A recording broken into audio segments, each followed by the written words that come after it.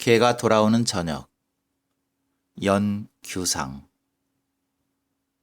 송찬호 시집 고양이가 돌아오는 저녁의 변형. 순식간이었지만 분명 꿩이었다.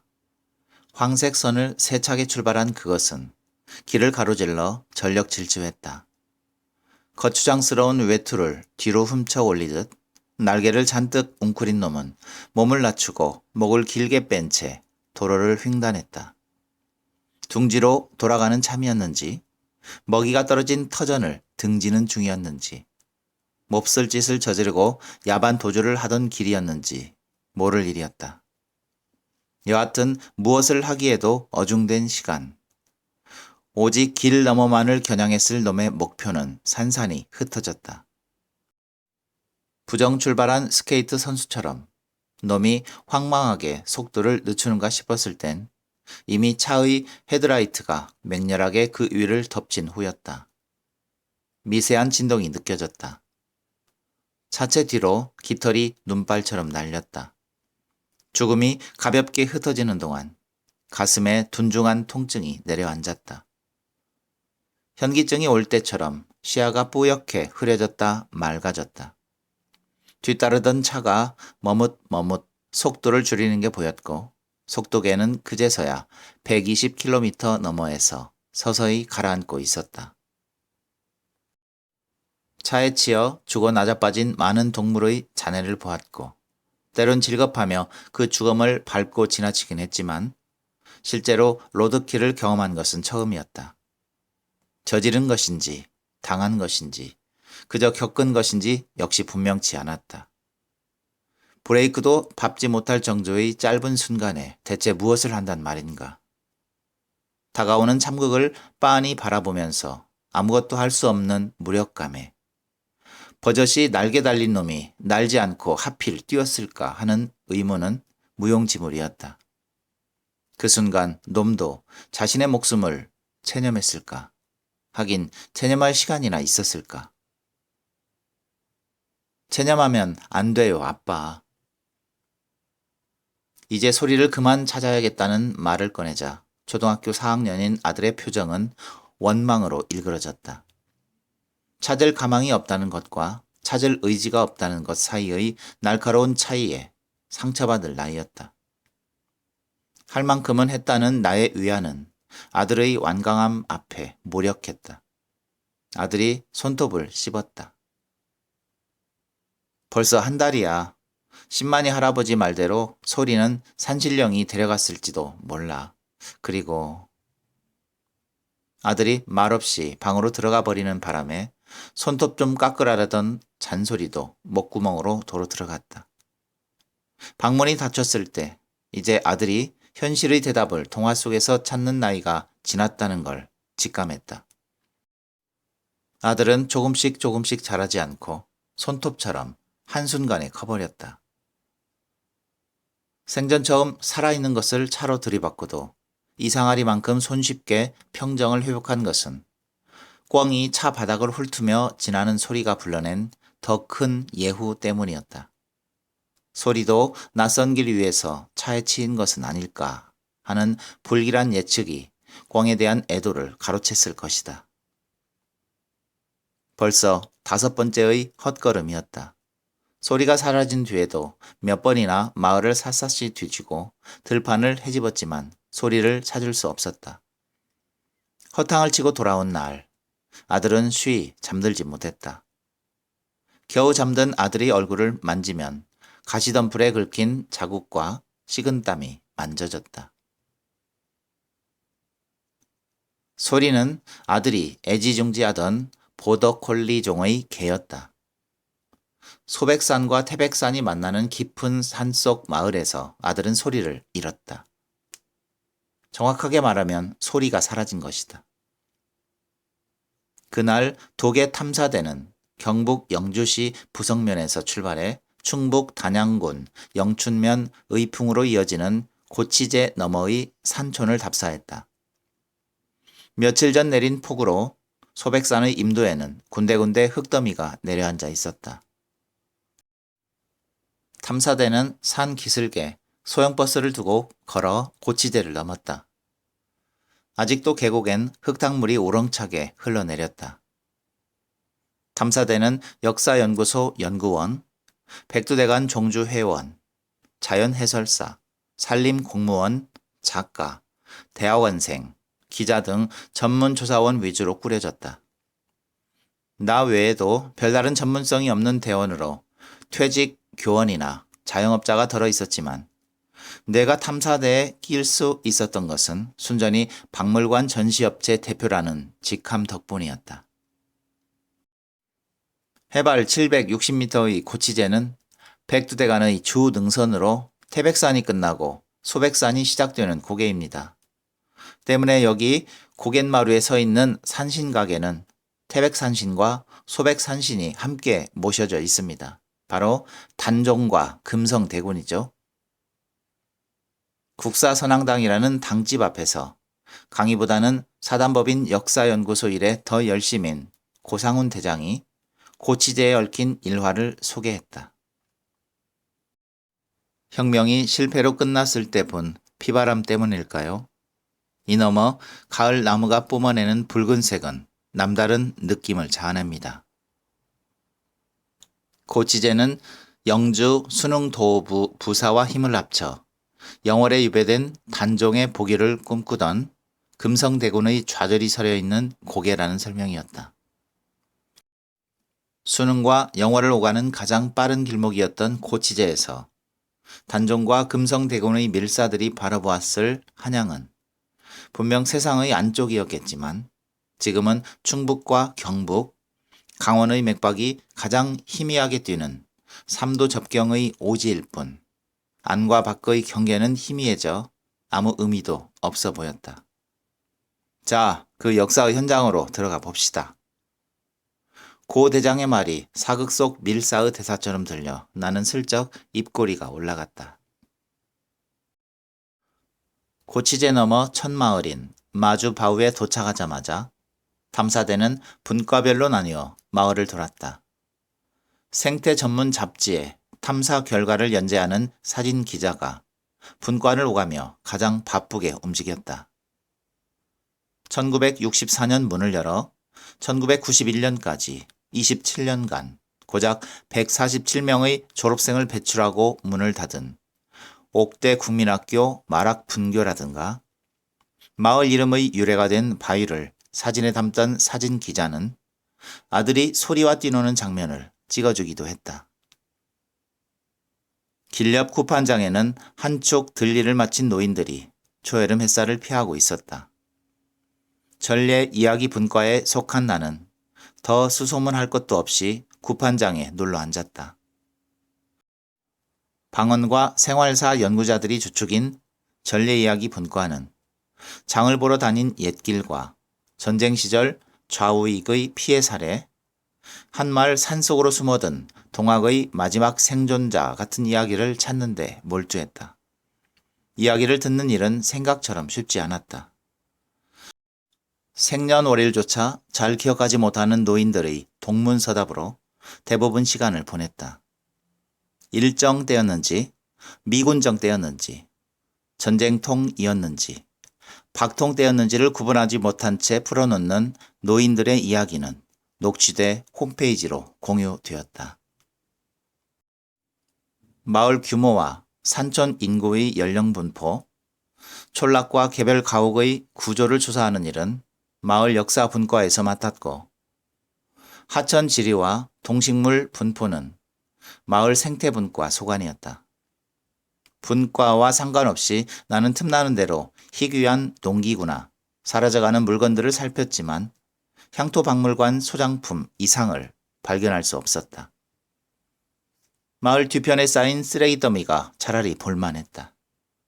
농약 포장지부터 술병에 이르기까지 시대별로 쌓인 조개 무덤을 파헤치면 현대 농경 역사 박물관 하나가 채워질 것이었다. 전례 이야기 분과는 말문을 튼다는 핑계로 걸핏하면 술자리를 벌였다.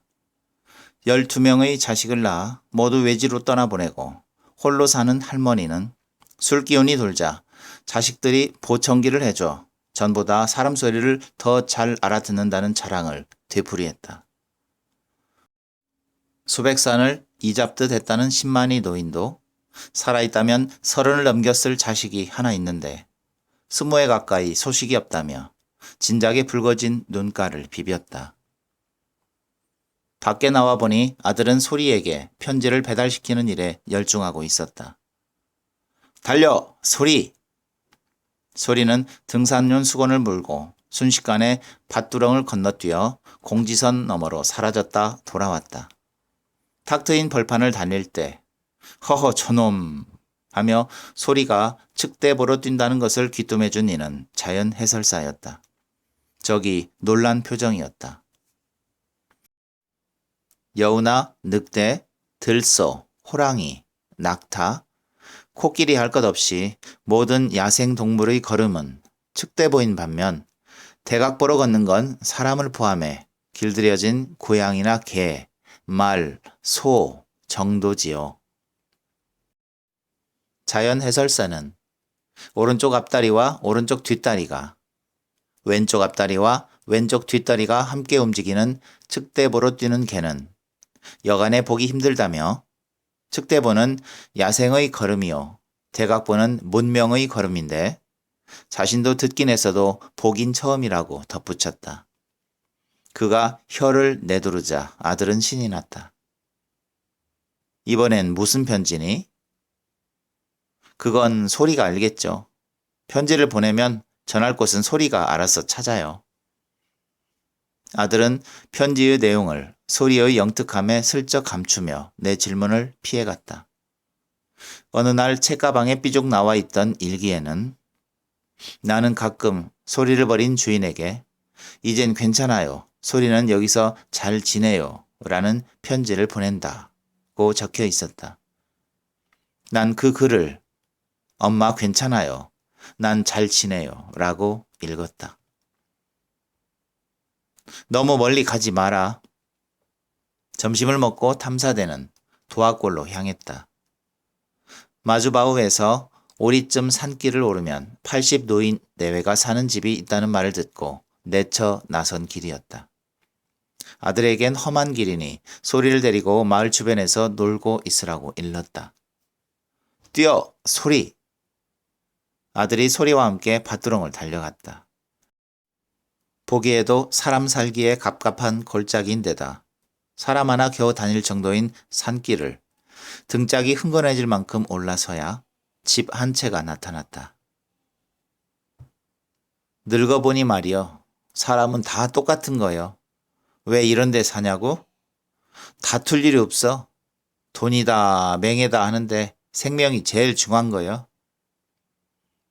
이가 빠지듯 마을 사람들이 모두 죽거나 이사를 가도록 80평생을 살아온 노인은 자신이 태어난 집에서 몇 년째 병석에 누워 있었다.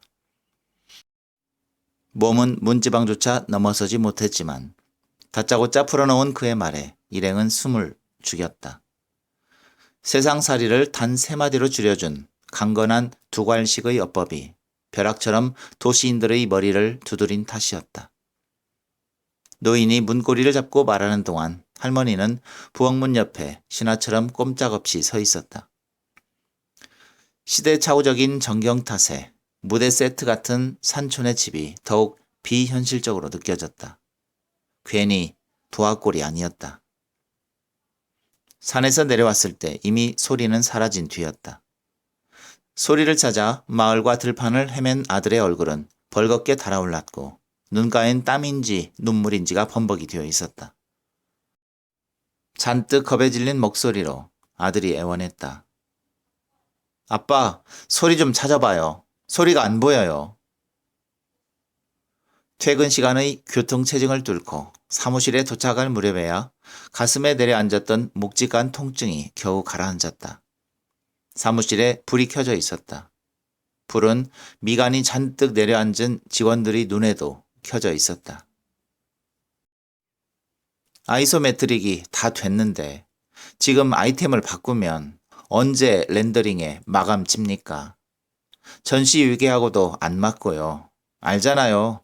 지금 우리 KF에 슬림하게 가기도 벅차다는 거. 설계팀장이 기획팀장에게 볼멘 소리를 했다. 나는 그의 불만을 10분 이해했지만 여전히 영어를 반 이상 섞어 쓰는 특유의 어법은 익숙해지지 않았다. 영어가 전문성의 헐거운 틈새를 메워주는 유용한 도구라고 여기는 느낌을 주었다. 내가 소리를 찾아 헤매는 것을 알고 있는 설계팀장의 말엔 때가 어느 때인데 그따위 개에 매달리느냐는 저기도 어느 정도 억눌려 있었다.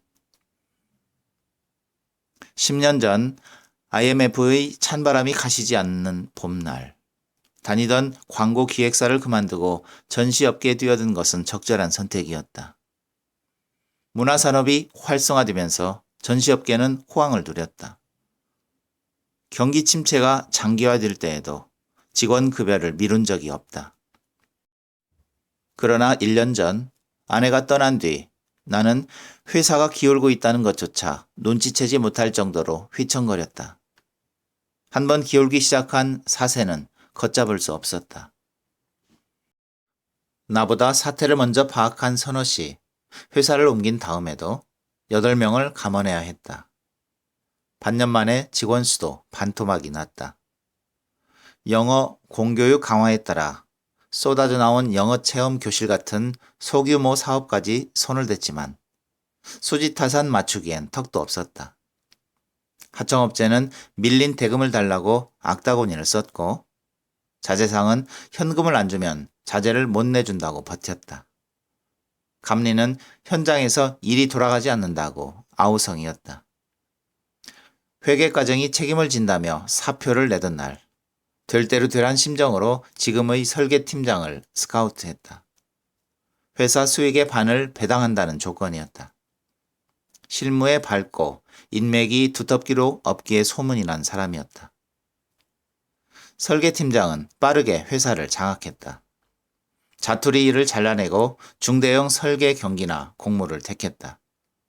실패하면 다시 못 일어날 도박이었지만 설계팀장의 패는 나쁘지 않았다. 석 달 만에 5번의 공모에서 2건의 중급 규모 제작 설치 사업을 따냈다. 회사는 겨우 핏기가 돌았지만 몇 남지 않은 직원들은 진이 빠질 대로 빠져 있었다. 설계팀장은 더 큰 고기를 겨냥했다. 실학 역사관 건립사업 건이었다. 시장의 문화 분야 공약이긴 했지만 민생 현안에 묻혀 있다가 정권의 실용 노선에 편승해 서둘러 추진되는 사업이었다. 설계팀장은 낮에는 대학의 해당 분야 교수를 찾아 자문을 구하고 밤에는 공무원들을 만나 심사위원의 인력풀 범위를 좁혀나갔다. 그는 눈먼 고기를 얼추 잡았다고 확신했다. 기획팀장은 말수가 적었다. 기획팀장의 입에서 흘러나온 몇 개의 단어를 팀원들은 암호를 해독하듯 쪼개 제안서를 만들었다. 나무에서 지상 3층 규모의 교육박물관 전시체제가 나왔다. 나무의 생장 과정과 교육 발달사를 접목하는 시기였다. 삶에서 불교 전문 전시관이, 탈출에서 산림 생태관이, 유혹에서 고생대 박물관이 생겨났다. 문제는 이번 공모에 내놓은 개라는 화두였다. 팀원들에게 박지원의 글 한 편과 함께 던져주며 덧붙인 게 운종가의 개 5였다. 며칠 전 2차 기획회의 보고서 맨 끝에 첨부된 그 글을 나도 기억하고 있었다. 거리에는 개들이 마구 짖어댔는데 동쪽에서 오가 한 마리 나타났다.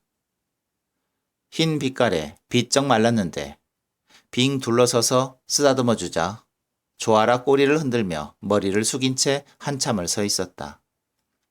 언젠가 들은 말인데 오는 몽고산으로 그 크기가 말만하고 몹시 사나워 길들이기가 어렵다고 한다. 이상한 것을 봐도 짖지 않지만 한번 화가 나면 으르렁거리며 사납게 구는 바 우리말로는 호백이라고 부른다. 모두 고기를 좋아하지만 비록 몹시 굶주려도 깨끗하지 않은 것은 먹지 않으며 심부름을 시키면 사람 마음을 잘 알아차린다. 그래서 목에 편지를 걸어주면 아무리 먼 곳이라도 꼭 전하고 혹시 주인을 만나지 못하면 꼭 그 주인 집의 물건을 물고 와서 그것으로 갔다 온 징표를 삼는다고 한다. 매년 사신들을 따라 우리나라에 들어오지만 대부분 굶어 죽으며 항상 혼자 다니면서 다른 개와 어울리지 못한다. 그 일화가 연암은 물론 실학, 나아가 당대의 정치관과 국제 정세까지도 일별할 수 있는 상징이 될 수 있다고 봅니다. 말하자면 연암은 오라는 개를 빌려 자신의 처지와 세상사의 뒷모습을 폭로하고 있는 것인데 이 상상력의 힘이야말로 지금 우리에게 부족한 무엇이라는 말이죠. 신랄한 비판이 아닌 유쾌함으로 거짓을 뒤집는 힘. 그 유려함이 제가 말하는 핵심입니다. 이번 전시의 주제가 새로움을 넘어서 아닙니까? 그렇게 레디컬하게 갈 상황이 아닙니다. 관람자나 수요기관의 니즈에 어프로치하기엔 너무 앱스트릭트 하잖아요? 에듀테인먼트로 가도 무거운 판에 그 개인지 오인지 하는 컨셉이 먹히겠냐고요. 지금 시도할 만한 건 또 하나의 평이한 주석이 아니라 진지하고 색다른 해석입니다. 표현만 달리한 중언부언이 아니라 낯선 시선 같은, 교과서의 입체화가 아니라 지평의 전환 같은. 저라고 루틴하게 가고 싶어 이럽니까? 그렇게 크리티컬하게 가면 랜덤한 심사위원들 컨센서스를 어떻게 끌어내냐고요. 설계팀장이 강조하듯 말끝에 심플, 노멀이라고 덧붙였다.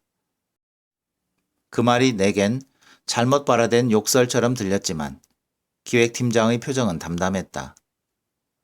기획팀장과 설계팀장이 부딪힌 곳은 연암관이었다. 설계팀장이 고집하는 연암관의 안은 연행도를 디오라마로 재현해 열하일기의 대장정을 보여주자는 것이었다. 임팩트가 중요합니다.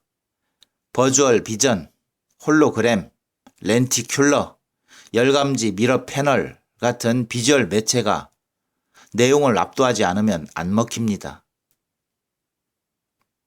무엇을과 왜까지는 함께 걷다가 어떻게 에서 헤어지는 전형적인 논쟁이었다. 둘 사이의 결론이 아니라 누군가의 판단으로 끝날 일이었다.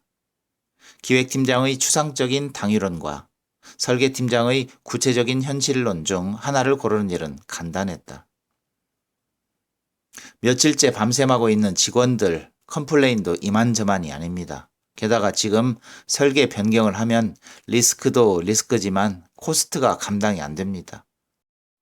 그렇지 않아도 어바웃 반 이상 아웃소싱한 마당에 설계팀장이 동의를 구하듯 내게 시선을 옮겼다.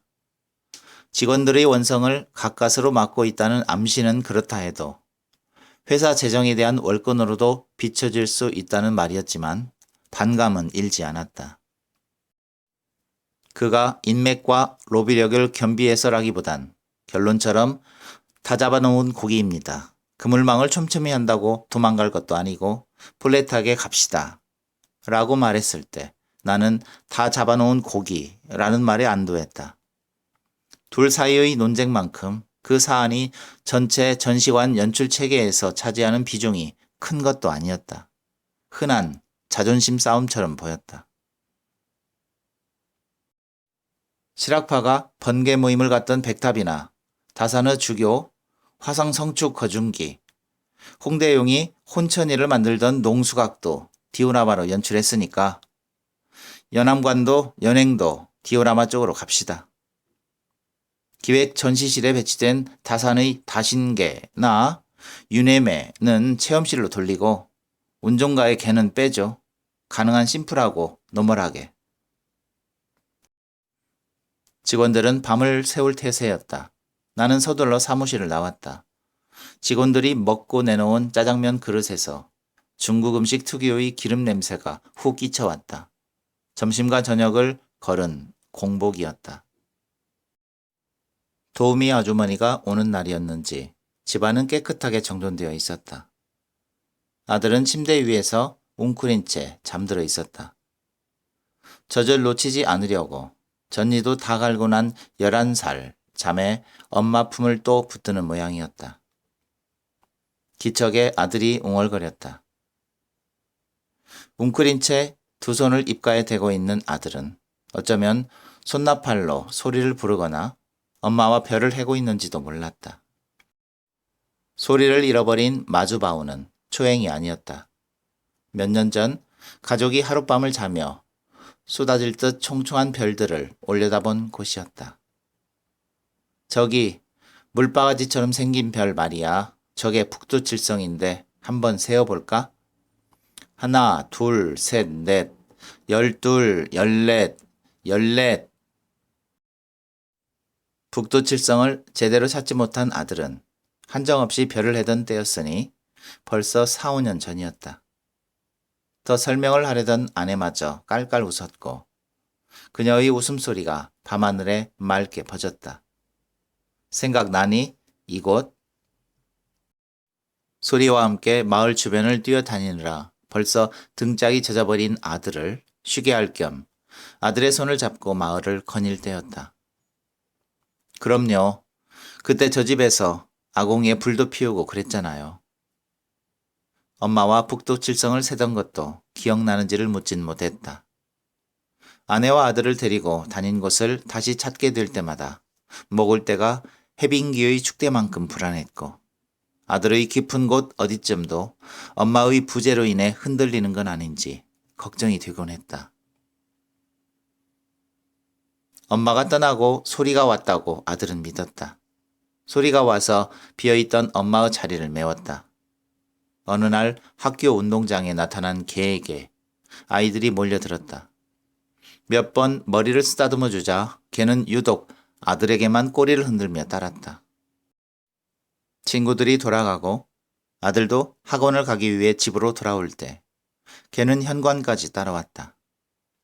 아들이 학원 버스를 기다리는 아파트 상가 앞까지 따라왔고 3시간 후 아들이 다시 내릴 때까지 그 자리를 지켰다.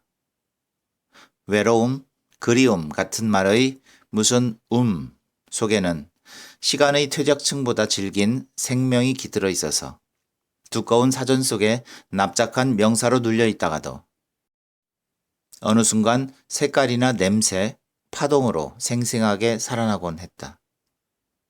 걔는 아들에게서 그렇게 생겨난 어떤 무슨 의 냄새를 맡았을 것이다. 퇴근했을 때 현관 앞에 검은 털과 흰 털이 섞인 개가 있었다. 걔는 이튿날에도 아파트 현관을 떠나지 않았다. 굶길 수는 없어 밥을 말아주면 한 그릇을 금세 해치웠다. 개의 사진을 찍어 잃어버린 개를 보호하고 있다는 전단을 집 주변에 붙였지만 주인은 나타나지 않았다. 아들이 깨지 않게 조심조심 옷을 갈아입다가 아내의 옷장을 열었다. 아내의 겨울 외투가 가지런히 걸려 있었다. 아내의 옷가지며 화장대를 아직도 치우지 않았느냐는 사람들의 핀잔에 나는 영락없는 박물관맨이라 그렇다고 둘러대곤 했다. 언제든 누구에게든 낡음과 늙음, 사라짐과 죽음은 천천히 왔다. 갑작스럽게 생겨나거나 한순간에 사라지는 것을 감당할 수 없어 나는 불현듯 다가오는 운명 같은 것들에 치를 떨었다. 박물관이라는 거대한 죽음의 창구에서 나는 평온함을 느꼈다. 그곳의 죽음은 오래되어서 인간적 애증도, 정치적 다툼도, 국가적 영욕도 고즈넉했다. 시장기에 비해 식욕은 일지 않았다. 늦은 밤 혼자 밥을 먹고 있는 모습이 유리창에 비치는 것이 두려웠다. 캔맥주를 따서 베란다에 앉았다. 소리가 앉아 먼 곳을 응시하던 곳이었다. 수직으로 고립된 전대미문의 공중가옥 아래로 붉은 불빛의 무리들이 양떼처럼 한 곳으로 몰려가고 몰려왔다. 소리에게도 그 풍경은 헛것들의 환영이었을 것이다. 소리는 위태롭게 몰려가는 그 불빛들을 막지 못해 안절부절 못했다. 그러다 지져봐도 소용없다는 듯이 그저 먼 곳을 응시하곤 했다. 소리가 짖지 않는다는 것을 안 것은 소리를 집에 들이고 몇 달이 지나서였다. 수의학과를 나와 지방공항 검역소에서 10년을 일하다 돈도 체질도 안 맞는다는 이유로 동물병원을 개원한 친구가 아니었으면 소리가 어떤 종이었는지도 몰랐을 판이었다. 보더 콜리 종으로 뼈대 있는 개라며 연신 털을 쓰다듬던 친구는 소리의 입을 벌려 속을 들여다보았다. 성대 수술을 해버렸군. 나는 소리가 짖지 않는다는 것을 알아채지 못한 무심함이 아니라 성대 수술이라는 말에 충격을 받았다. 이상할 건 없어. 원래 에너지가 넘치는 종자라 집안에만 갇혀 있으면 스트레스를 받아 하루 종일 짖어대는 놈들도 있으니까. 주인이 나쁘다기보단 이웃에게 염치가 없었겠지. 친구는 대수롭지 않게 말했다. 그때 아들이 지어낸 이름이 소리였다. 짖을 수 없는 개에게 소리를 선물한다는 뜻이었다. 캔맥주가 비워질 무렵 비가 내리기 시작했다. 오랜 가뭄 끝이었다.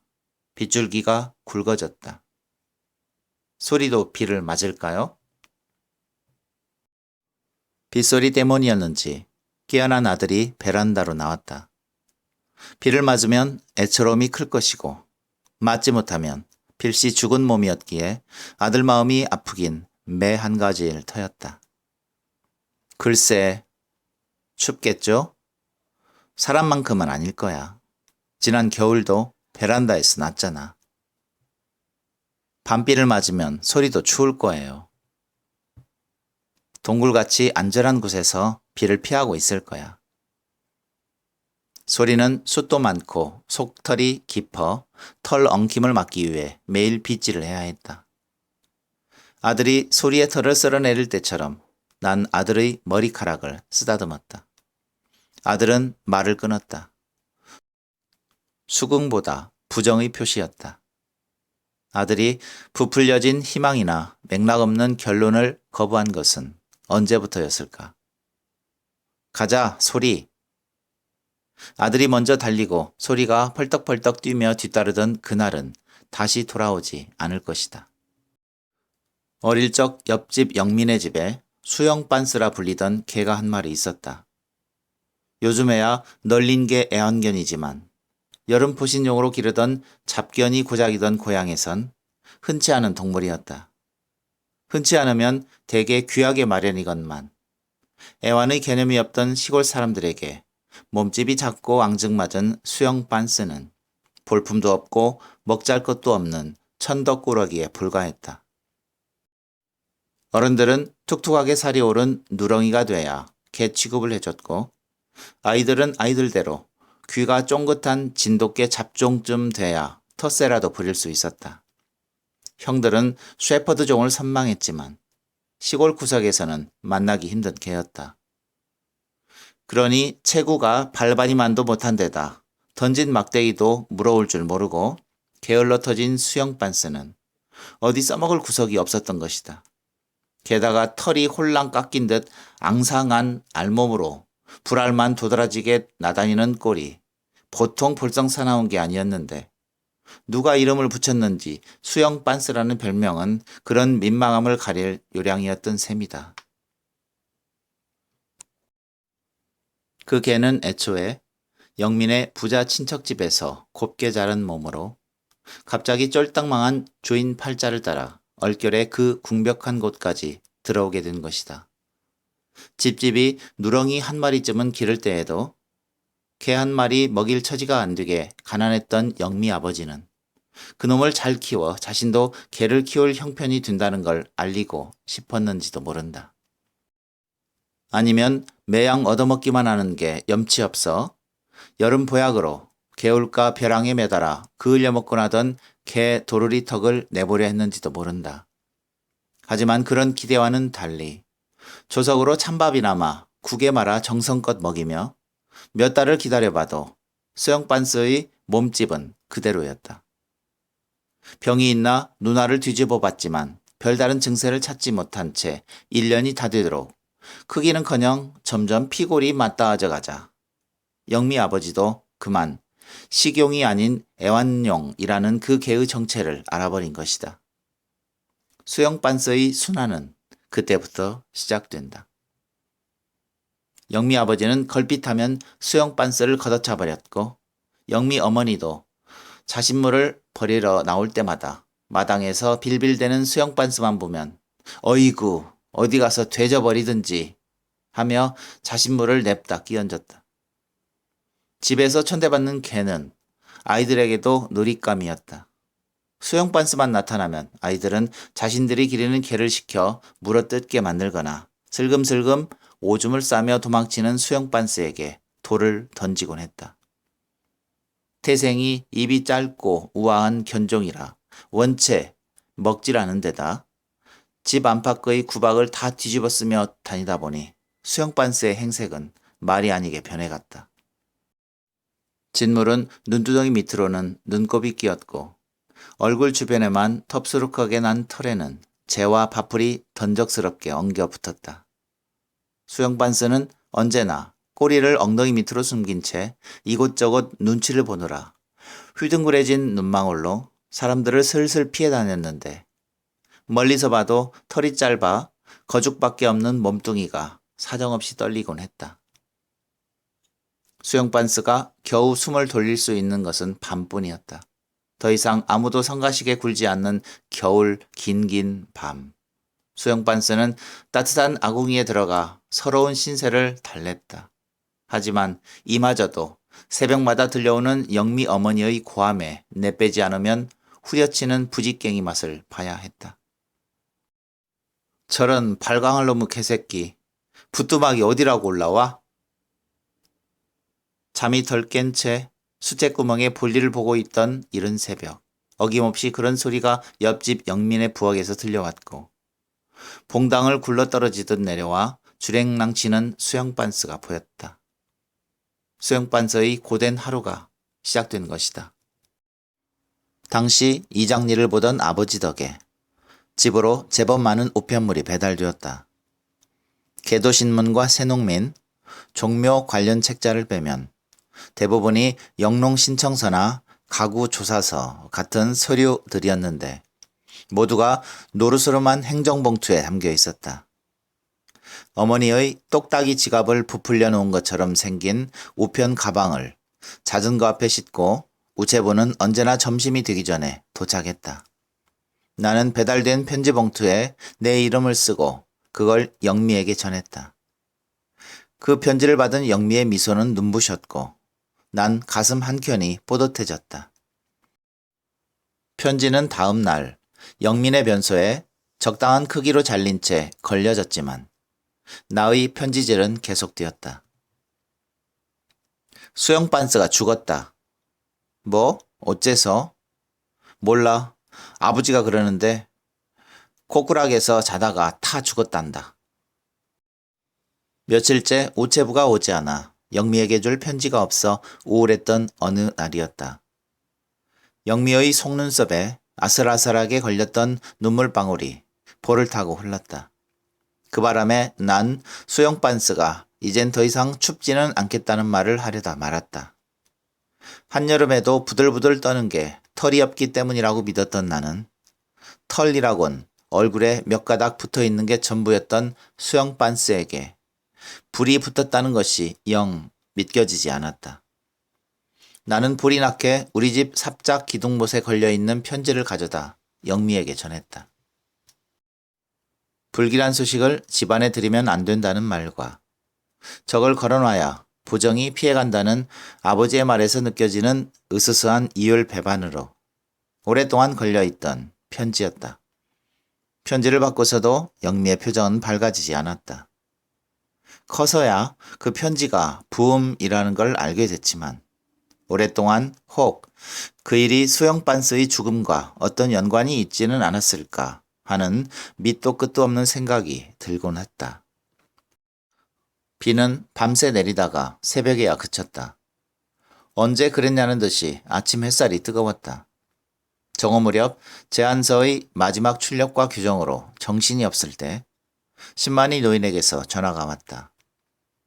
걔가 나타났소. 헌데 여튼 오시겠소? 확률상 가장 그럴듯해 보이는 것은 덫에 걸렸을 가능성이었다. 짖지 못하니 덫에 걸렸어도 찾기가 수월치 않을 것이란 짐작에 일일이 우거진 잡목과 수풀을 헤집으며 인근을 샅샅이 뒤졌지만 올무 하나 발견할 수가 없었다. 길을 잃거나 산짐승에게 당했을 리는 없었다. 누군가 개를 훔쳤을 가능성도 있었다. 차라리 그렇다면 마음이 훨씬 편했을 것이다. 전문가들이 가장 머리 좋은 개로 주저없이 보더콜리를 꼽듯 소리는 영리한 개였다. 낯선 곳에 도착하는 즉시 예민한 후각과 날렵한 몸짓으로 2km 안팎의 영토를 확보한 다음 그 범위를 벗어나지 않았다. 적과 아군을 명확하게 구분했다. 양모리로 유명한 종의 특성을 그대로 갖고 있던 소리는 위험이 도사리고 있는 곳을 오랫동안 응시하는 버릇이 있었다. 짖지 못하는 결점을 목축으로 보충하는 것처럼 보였다. 최소한 시간과 인물을 잊고 무엇엔가 홀려 돌아다닐 만큼 어리석지 않다는 점에서 소리가 사라질 이유는 없었다. 이상하게 들리겠지만도 그 개는 산신이 데려갔는갑소. 주말은 물론이고 평일에도 틈만 나면 마을을 찾아가 헤매는 꼴이 안쓰러웠던지 어느 날 신만이 노인이 들려준 말이었다. 내 삶에 2번을 보았소. 산에 사는 개 말이요. 영물입지요. 마을에서 멀리 떨어진 깊은 산속에서 만난 개를 따라가 산삼을 캤다는 이야기였다. 돌을 던져도 달아나지 않고 신만이 주위를 돌며 자꾸 그의 바짓가랑이를 물어끄는 것이 꼭 어디론가 데려가려는 것 같아 능선을 몇 개 넘도록 따라갔더니 그곳이 산삼밭이었다는 말이었다. 젊어 한 번, 10년 전쯤 한 번 개를 만나 횡재를 했다는 노인은 그 개들을 소백산신과 태백산신이 데리고 있는 개라고 믿고 있었다. 행여 산에라도 가면 또 만나려나 몰라도 이젠 근력이 없으니 노인이 위로삼아 해준 이야기다 싶었는지 아들마저 믿지 않는 눈치였다. 개는 간밤 내린 비로 불어난 계곡물에 휩쓸려 마을 앞 개울에서 발견됐다. 볶게된 농수로가 끝나는 지점이었다. 뼈와 가죽만 남은 것으로 보아 실종된 후 바로 죽은 것 같았다. 털의 생김새만 봐도 한 번에 소리라는 것을 알 수 있었다. 소리의 죽음을 확인하는 순간 아내의 첫 기일이 내일이라는 생각이 새삼 떠올랐다. 어저녁 차로 꿩을 들이받았을 때처럼 다시 가슴에 뻐근한 통증이 내려앉았다. 로드킬의 예감은 결국 기우였지만 통증은 그 기우 때문이 아니었다. 영미를 다시 만난 것은 마을이 숨을 들고 뿔뿔이 흩어졌던 동네 사람들이 20년 만에 모인 자리에서였다. 말이 없고 통통하게 살이 오른 체구였던 영미는 여전히 말이 적었다. 영미는 수영 빤스를 기억하진 못했지만 내가 전해준 편지들은 기억하고 있었다. 그 편지가 어쩌면 지금의 나를 만들었는지도 몰라. 또렷한 눈매, 무엇인가 확신을 담고 있던 입술, 사고의 깊이를 짐작케 하는 언어의 선택과 상대를 집중하게 만드는 신중한 말투. 진지한 미간의 근육과 언제 그랬냐는 듯 환하게 피어나는 웃음 같은 것들이 영미를 만나고 돌아온 이후 떠나지 않았다. 그런 아름다움이 성장하며 덧입혀진 것인지 처음부터 갖고 있었던 것인지 분간되지 않았다. 여전히 간직하고 있던 영미의 눈부신 미소 속에 시련과 절망으로 굳어진 내 몇 개의 옹이를 떼어버리고 싶었다. 혹은 미련함과 어리석음으로 마감되던 젊음의 끝이 그 미소에서 다시 시작될 수 있을 것처럼 보였다. 당신은 내게 오래도록 헤매였지만 도달하지 못했던 푸르스름한 이데아의 그림자. 도달하는 순간 보이지 않거나 더 멀리 달아난 무지개였는지도 모른다고 편지했었다. 추억이 현재에 대한 미망이라 할 때 향수는 사랑의 좋은 진료일 것이고 그 진료를 태워 당신을 향해 가고 싶다고도 썼다. 우리는 편지를 주고받던 마지막 세대의 연인이었고 그 이듬해 결혼했다. 강원도 오지의 한 중학교에서 국어를 가르치던 영미는 그렇게 나의 아내가 되었다. 불과 10년 만에 밤을 새워 달리느라 졸음을 참지 못한 화물트럭 운전수의 부주의가 다시 아내를 데려가 버렸지만 여름방학을 며칠 앞둔 작년 아침 출근길이었다. 아들과 함께 뛰어가던 눈부신 공지선 위의 들판에 소리를 묻었다. 베개 높이의 봉분 앞에서 노인들이 혀를 찼다. 이제 오십니까? 기획팀장만 남아있을 뿐 사무실은 텅 비어 있었다. 기획팀장, 저녁은 먹었어? 아직요. 이제 막 들어가려던 참이었습니다. 미처 끄지 못하고 퇴근한 직원들의 모니터엔 수십 개의 폴더가 정리되지 않은 채 흩어져 있었다. 분주하고 다급했던 시간들이 한꺼번에 몰려갔을 오후가 그려졌다.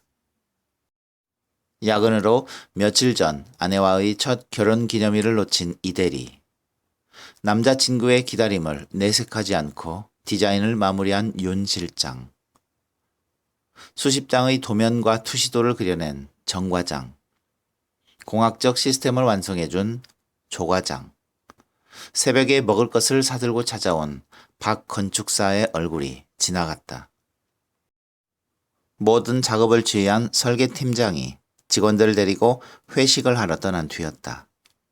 기획팀장이 깨끗하게 제본된 최종 제안서와 도판, 회계 장부를 가져왔다.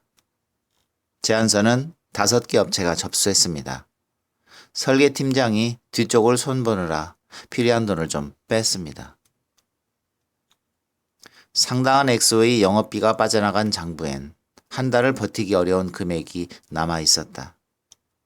회계 과장이 떠나고 회계까지 떠맡은 기획팀장은 이번 공모가 사운이 걸린 중요한 일전이라는 것을 누구보다 잘 알고 있었다.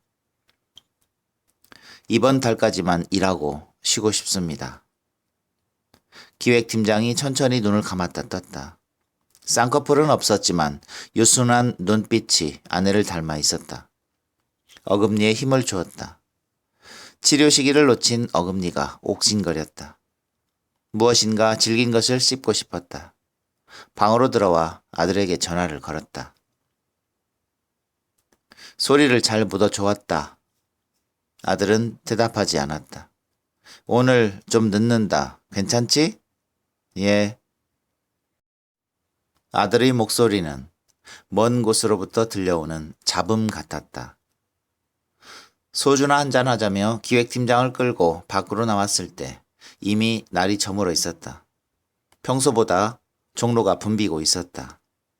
종각에서 탑골공원 쪽으로 방향을 잡았다. 어젠 제가 억지스러웠죠? 운종가의 계란이요. 불온하게스리. 기획팀장이 허허롭게 웃었다. 운종가의 개와 불온이 잘 연결되지 않아 내 웃음은 조금 더 어색했다. 이 길을 걸을 때마다 연암 일파가 술에 취해 오와 함께 논일던 곳이 어디였을까 생각했어요. 기획팀장이 눈길을 던지고 있는 길가로 사람들이 몰려들기 시작했다. 차량은 뒤엉켜 움직이지 않았고 경찰 병력이 중대 단위로 도열하고 있었다. 사람들이 들고 있는 피켓과 현수막에는 미디어법 원천무효, 방송장악 웬 말이냐 등의 문구가 새겨져 있었다. 미디어법이 통과되면서 이를 규탄하는 시민들이 몰려나온 모양이었다. 미디어법이 뭡니까? 시장 경제의 사료로 살이 오른 정권의 개를 대량 복제하겠다는 겁니다. 우리나라 개들이 너무 이상하게 짖기 때문에 새로운 견종을 보급해서 개 유통을 통한 일자리도 창출하고 국민들에게 다양한 개소리를 들려줘서 균형 감각도 향상시킬 수 있다는 거예요. 정말 국민을 뭘로 보는 겁니까? 두건을 두른 사람이 마이크에 대고 목소리를 높였다. 사람들이 와 하고 웃었다. 현 정권도 대한민국의 견종에 대해 관심이 많은가 봐요. 시위대를 바라보며 기획팀장이 들으라는지 말라는지 모를 소리로 중얼거렸다. 연일 미디어법 통과의 불법성과 방송 장악 음모를 성토하는 뉴스가 쏟아져 나오고 있었다. 연암의 글 말이에요. 그 일화 끝에 그런 장면이 있잖아요. 이덕무가 흰 오랑기라는 뜻의 호백을 비틀어 호쾌한 으뜸이라는 뜻으로 호를 지어주고 오가 사라진 쪽을 향해 호백, 호백, 호백 하고 부르는 장면. 요즘 그게 꼭 나를 부르는 것 같더라니까요. 회사를 떠날 결심 때문인지, 개가 주체가 되어서인지 기획팀장은 짐짓 쾌활함을 가장하려 애쓰는 모습이었다. 처남, 내일 오는 거지? 누나 기일이잖아. 기획팀장이 고개를 돌려 나를 바라보았다. 회사에는 기획팀장이 처남이라는 사실을 숨겼다. 기획팀장에게 임시로 회계일을 맡겼을 때 설계팀장은 이해할 수 없다는 표정을 지었다. 평소 웃음이 적은 기획팀장이 미소를 지어 보였다. 아내처럼 눈부신 미소였다. 참, 그 개 소린가요? 찾았습니까? 나는 대답 대신 기획팀장의 어깨를 감싸 안았다. 피맛골 보신탕 어때? 여름이잖아. 후덥지근한 골목길로 접어들었을 때 몸속 깊은 골짜기에서 짖는 소리가 들렸다.